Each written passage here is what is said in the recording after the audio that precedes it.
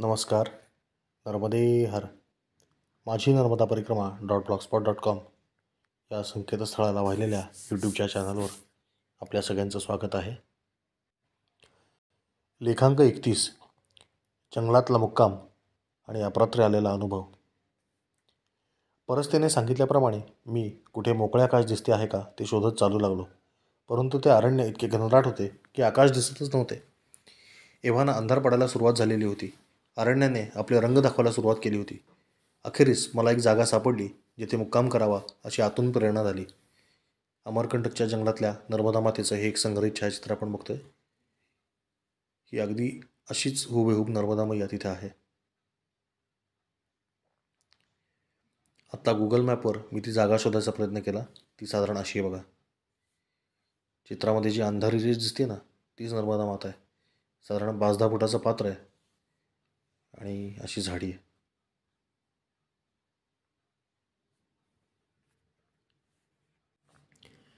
या घोर जंगलातून शक्यतो कोणी जाऊ नका असं नर्मदा परिक्रमाविषयक जी पुस्तकं आहेत त्याच्यामध्ये देखील आवर्जून सांगतात. पुस्तकातली नोंद बघा. कपिल संगम से आगे नर्मदा तट का मार्ग कपिलधारा होकर घोर जंगल से जाता है. अत्यंत विकट मार्ग 15 किलोमीटर तक है. वन्य पशु का भय है. नर्मदा जी की धारा अत्यंत पतली होने के कारण सावधानी से चलना होगा. छोटी नदी या नाला समझकर उल्लंघन हो गया तो परिक्रमा खंडित हो जाएगी. दूसरा सड़क मार्ग सुरक्षित है जो आगे बताया जाएगा. इथे फार काही मोकळी जागा नव्हती, परंतु थोडीशी सपाटी जाणवली. या भागातील झाडी इतकी दाट आहे की तुम्हाला खरोखरच आकाश दिसत नाही. डिस्कवरी चॅनलवर येणाऱ्या मॅन व्हर्सेस वाईल्डमध्ये बेअर ग्रिल्स हा माजी इंग्रजी सैनिक जसे जंगलात मुक्काम करतो तसे काहीतरी मला करायचे होते. आता मला एखादी तात्पुरती कुटी उभी करायची होती. माझ्याकडे एक दंड होता. हेच माझे एकमेव हत्यार होते. जास्ती आवाज करून देखील चालणार नव्हते, कारण त्यामुळे तिथे मी असल्याची चाहूल वन्य प्राण्यांना लागणार होती. अंधार आता फार वेगाने दाटू लागला. अंधार पूर्णपणे पडायच्या आत मला जळण्यासाठी भरपूर लाकूड गोळा करून ठेवायचे होते. परंतु पूर्वी मी सांगितले त्याप्रमाणे 2-3 दिवसापूर्वीच याच अरण्यामध्ये जोरदार पाऊस झाला होता. या पावसामुळे सर्वत्र लाकडे कुजलेली आणि भिजलेली होती. एकही लाकूड जळायच्या लायकीचे वाटत नव्हते. इतक्यात मला 2 मोठे ओंडके दिसले. मी ते आनंदाने उचलायला गेलो तर क्षणात त्या संपूर्ण ओंडक्यांची माती होऊन ते खाली पडले. त्यांना संपूर्णपणे वाळवीने खाऊन टाकले होते, पोखरून टाकले होते. एक प्रातिनिधिक चित्र अशा ओंडक्याचं आपण बघतोय. सर्व असलीच लाकडे सापडू लागली. आता मात्र मला भीती वाटू लागली. अंधार जवळपास पडलाच होता. 3 सांजा झाल्या होत्या आणि माझ्याजवळ पुरेसा काय कणभरसुद्धा लाकूड फटा गोळा झाला नव्हता. शिवाय विजेरी माझ्याकडे नव्हती तो एक वेगळाच ताप. शेवटी मी ठरवले, छोट्या काड्या काटक्यासुद्धा गोळा करायच्या, काहीही सोडायचे नाही. आणि अशा पद्धतीने त्या काड्या काटक्या मी जिथे जागा ठरली आहे तिथे आणून टाकू लागलो. आग चांगली भडकावी म्हणून वाळलेला पालापाचोळा जो ताजा ताजा आत्ता पडला होता तो देखील गोळा केला. खालचा पालापाचोळा सगळा ओला आणि कुजलेला होता. इतक्यात मला नर्मदेमधून एक मोठा ओंडका गडगडत वाहत येताना दिसला. मी धावतच दंड घेऊन गेलो आणि ओढून तो काठाला लावून ताब्यात घेतला. ओंडका चांगलाच जड होता आणि वरून ओला असला तरी आतून कोरडा असण्याची शक्यता होती. तो मी ढकलतच जागेपाशी नेला. अजून काही मनगटा एवढ्या जाडीची लाकडे मला मिळाली. एका झाडाच्या साली खूप पडत होत्या. त्या सालींच्या ढलप्या चांगल्या 4-4, 5-5 फूट लांबीच्या होत्या. त्या देखील मी गोळा केल्या. एकूण बऱ्यापैकी लाकूड फाटा माझ्याकडे गोळा झाला होता. हे सर्व करेपर्यंत प्रचंड थंडी वाढली होती. माझे हातपाय कुडकुडायला लागले होते. आता लवकरात लवकर एक तंबू उभा करणे आवश्यक होते. 2 छोटी झाडे पाहून मी त्याला माझी काठी आडवी अडकवली. खाली पाल्यापाचोळ्याचा बिछाना केला. माझ्याकडे 2 शाली आणि 2 छाट्या, पांढऱ्या लुंग्या इतकीच वस्त्रे होती आणि ती निश्चितपणे असल्या थंडीमध्ये पुरणार नव्हती. शिवाय अशा ठिकाणी पहाटे खूप दव पडते हे मला माहिती होते. त्यामुळे मी एक छाटी पालापाचोळ्यावर साजरीसारखी अंतरली आणि दुसरी मोठी शाल होती ती काठीवर दोन्ही बाजूने टाकून तिचा तंबू केला. त्याच्यावर भरपूर पालापाचोळा टाकला. माझी कुटी साधारण अशी तयार झाली. शिकोटी अजून थोडीशी जवळ होती, इतकंच. माझ्याकडे असलेल्या शाली मी वाटत आलो होतो. आता कदाचित त्या कामाला आल्या असत्या असे मला वाटू लागले. आता माझ्याकडे फक्त पांघरायला एक शाल होती. डोक्याला थंडी वाजू नये म्हणून पंजा गुंडाळला होता. शेकोटी लवकरात लवकर पेटवणे आवश्यक होते, कारण आता पूर्ण अंधार पडला होता. माझ्या पूजेच्या साहित्यातली काडीपेटी मी काढली. त्याच्यामध्ये मोजून 18 काड्या होत्या. काडीपेटीच्या एका काडीची किंमत मला त्या रात्री कळली. पालापाचोळा आणि काड्या ओलसर असल्यामुळे पेटच घेत नव्हत्या. विजलेल्या काड्यासुद्धा मी जपून ठेवत होतो. अखेरीस एका काडीवर वाढलेले शेवाळे मला सापडले. ते चटकन पेट घेत होते. हे असं ते शेवाळ आहे. त्याचा वापर करून मी काही बारक्या काड्या काटक्या पेटवल्या. ती ऊब वापरून पालापाचोळा धुमसवला आणि मग मध्यम आकाराच्या लाकडांनी हळूहळू धग धरायला सुरुवात केली. माझ्या जीवात जीव आला. मोठा ओंडका मी समोरच ठेवला होता. त्याला लागून ही छोटीशी शेकोटी पेटवली होती. ज्यायोगे त्याची उष्णता लागून ओंडका देखील प्रज्वलित व्हावा. समोरच्या तटावर याच भागात राजाराम म्हाताऱ्याने मला हे तंत्र शिकवले होते. ते इतक्या लवकर वापरावे लागेल असे वाटले नव्हते. थंडी इतकी जबरदस्त पडली होती की पुढून पोटाला शेक बसेपर्यंत मागे पाठीचा बर्फ होत होता. माझी ती छोटीशी झोपडी एका बाजूने झोळी लावून मी बंद करून टाकली होती. त्याच बाजूला सारे अरण्य होते. माझ्यासमोर साधारण 25 फुटावर नर्मदा मैया वाहत होती. तिचा आवाज तेवढा माझ्या कानावर पडत होता.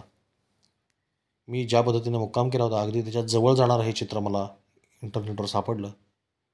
फक्त जंगल थोडंसं अजून दाट होतं.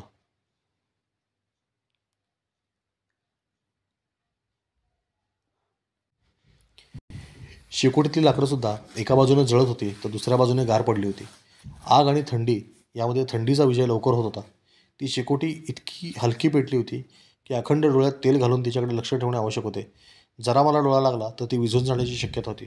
मी मनोमन प्रार्थना करत होतो की वरुण देवा, आजचा दिवस थोडी विश्रांती घे. त्या शेकोटीवर मी ओली लाकडे वाळायला ठेवत होतो. पंचमहाभूतांच्या सामर्थ्याची यथार्थ कल्पना यायची असेल तर परिक्रमा केलीच पाहिजे. आता हळूहळू अरण्यामधले आवाज वाढू लागले. मी असा विचार केला की आता थोडे आडवे पडावे, परंतु झोपल्या झोपल्या माझ्याच लक्षात आले की प्रचंड थंडी झोपडीला व्यापून उरलेली आहे आणि मी फक्त आणि शेकोटीपासून फूट 1.5 फुटापर्यंत झोपू शकत होतो. त्याच्या मागे गेलो की थंडीने माझा बर्फ होणार. इतकी थंडी मी आयुष्यात कधी अनुभवली नव्हती. पुन्हा उठून बसलो आणि नित्योपासना उरकून घ्यायची ठरवली. मग माझ्या लक्षात आले की फार काही झाले तर तुपातल्या वाती थोड्याफार आहेत किंवा थोडेसे तेल देखील माझ्याजवळ होते, परंतु याचा वापर अगदी कठीण काळ आला तरच करायचा असे मी ठरवले. समोर वाहणाऱ्या नर्मदा मातेची मी भावपूर्ण आरती केली.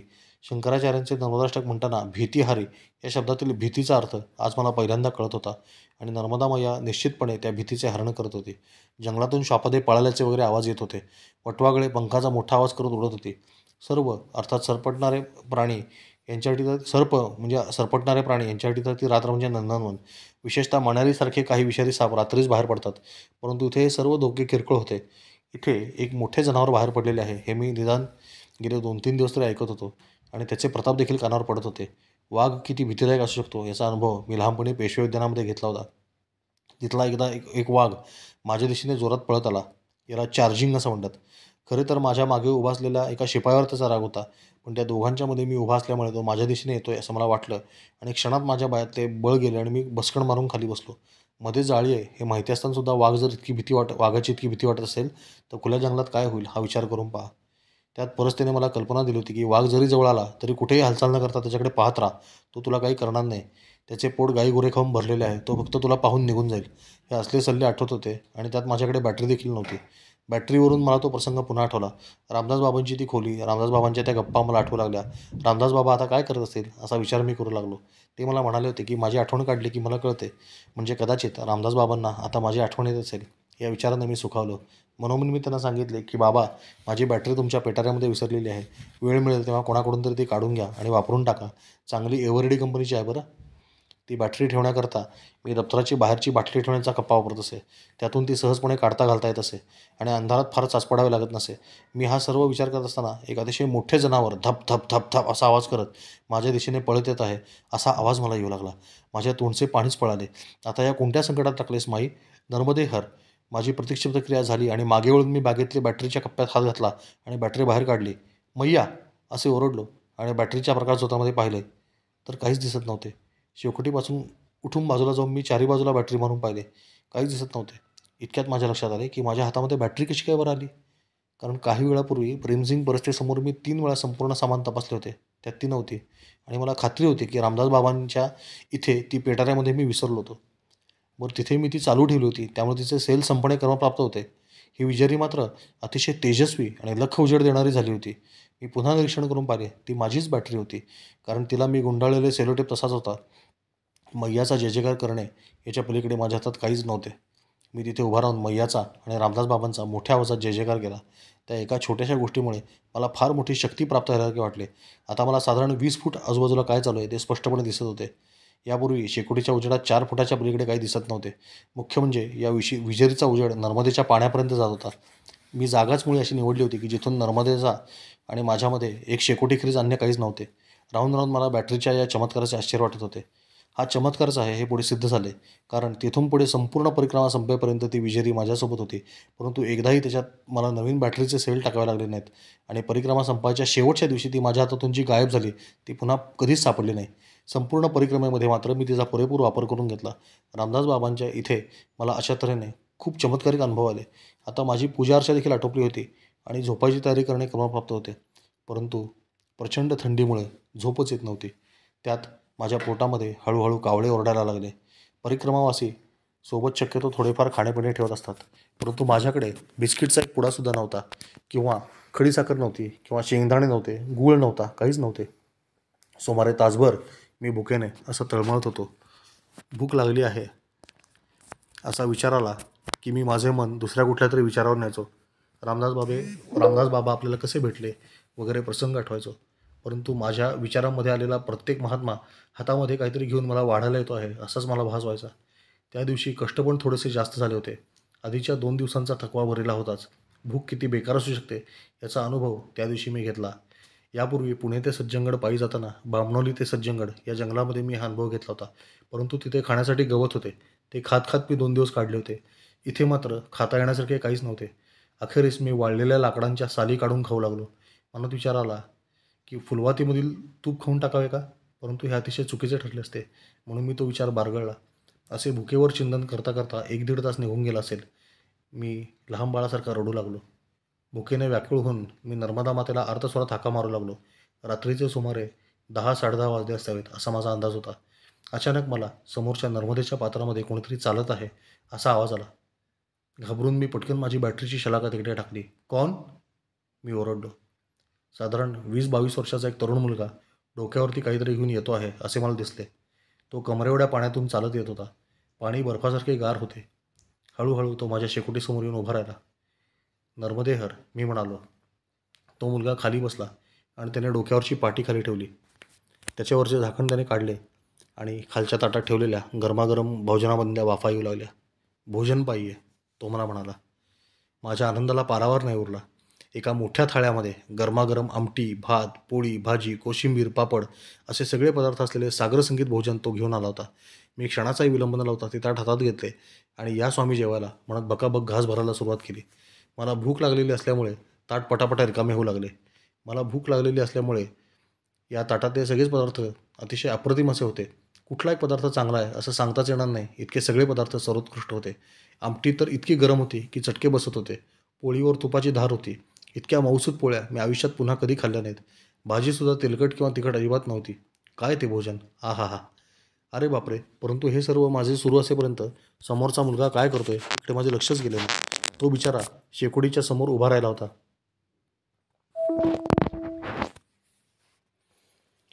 पोटात थोडेसे अन्न गेल्यावर मला ज्ञान सुचू लागले. मी त्याला म्हणालो, "बैठो ना, नीचे बैठो." तो म्हणाला, "मैं ठीक हूँ." मी त्याला विचारले, "आप तो पूरे गीले हो गए हो, आपको बदन पोंछने के लिए तौलिया गमछा वगैरह दूँ क्या?" तो म्हणाला, "नहीं, उसका कोई फ़ायदा नहीं, मुझे वापस पानी में ही जाना है." "लेकिन आपको कैसे पता चला कि मैं यहाँ पर हूँ?" "यहाँ सामने दमगढ़ नाम का गाँव है, वहाँ मैं रहता हूँ. आपके आगी जलाई उसका धुआं मुझे दिखा. मैंने सोचा कोई परिक्रमावासी होगा, उसके लिए खाना लेके चलते हैं." माझे इकडे उदरभरण चालूच होते. "वाह भाई वाह, बहुत मज़ा आ गया. तुम्हें जितने धन्यवाद दूँ कम है. वैसे नाम क्या है तुम्हारा?" मी विचारले. "नर्मद. नर्मद सिंह नाम है मेरा." "अरे वाह, धन्य है तुम्हारे माता पिता जिन्होंने इतना सुंदर नाम आपको रखा." माझ्या या वाक्यावर तो फक्त गालातल्या गालात हसला. एव्हाना माझे भोजन झाले होते. ते ताट मी चाटून पुसून स्वच्छ केले. मी म्हणालो, "रुकिए, आपको थाली धो के देते हैं."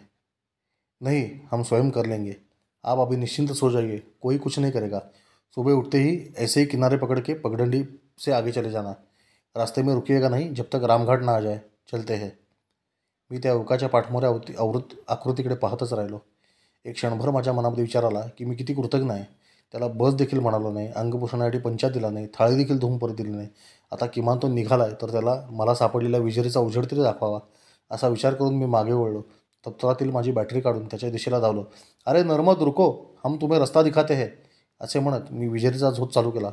पाहतो तो समोर कोणीच नव्हते. मला वाटले तो आजूबाजूला कुठेतरी गेला असेल, म्हणून मी चहूबाजूंना प्रकाशझोत मारू लागलो. परंतु कुठेच हालचाल नाही. समोरच्या किनाऱ्यापर्यंत माझा प्रकाशझोत जात होता, तोही रिकामा. "नर्मद, ओय नर्मद, नर्मदोय, नर्मदे. आणि एकदम लक्कन माझ्या डोक्यात प्रकाश पडला. मुझे वापस पानी में ही जाना है. नर्मद सिंगचे ते शब्द कानात घुमू लागले. बघता बघता मी शेकोटीपासून फार दूर आलो होतो. सोबत कोणीतरी असल्यामुळे माझे धाडस वाढले होते आणि त्यामुळे मी शेकोटीपासून 5 फुटाची मर्यादा ओलांडली होती. मी धावतच पुन्हा एकदा शेकोटीपाशी गेलो. खाली बसलो. तृप्तीचा ढेकर आला. पोट गच्च भरले होते. शेकोटी नेहमीपेक्षा अधिक तेजस्वी भासत होती. जंगलातील वारा जणू काही ते सारे जंगल हसत आहे असे सुचवत होता. समोरून खळखळ खळखळ वाहणारी नर्मदा माता जणू मला सांगत होती, खुशाल झोपी जा बाळा, मी आहे तोवर तुला कुठलेच भय नाही. साश्रू नयनांनी तिला झोपडीत साष्टांग नमस्कार घातला आणि त्या स्थितीत प्रगाढ निद्रेच्या अधीन झालो. नर्मदे हार, नर्मदे हार, नर्मदे हार.